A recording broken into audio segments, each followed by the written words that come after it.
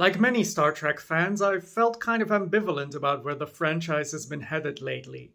Discovery proved a dud, Picard pivoted into full TNG nostalgia to save itself, and Strange New Worlds, while closest to the kind of Star Trek I like to see, still had way too few episodes per season to really experiment with the format. Plus, it's getting cancelled soon.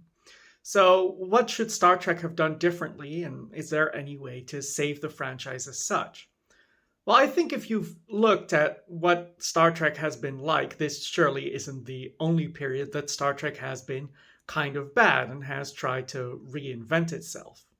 What I find noticeable, though, is that it keeps returning to this basic frontier narrative. The idea being that the utopia of Star Trek, of the Federation, is somehow too alienating that it needs to keep getting away from it.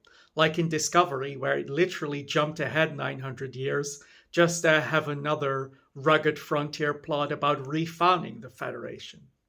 Now, I don't think it's wrong per se to want to interrogate the utopian nature of the Federation. After all, that's what part of DS9 focused on. But I think the solution will be to have writers that actually take it seriously. I mean, put some actual socialists or at least post scarcity thinkers in the writer's room, for God's sake. But then the question is, of course, how do you interrogate a society like that? And well, then I think you should take inspiration from an important series of sci fi novels, the Culture series by Iain Banks.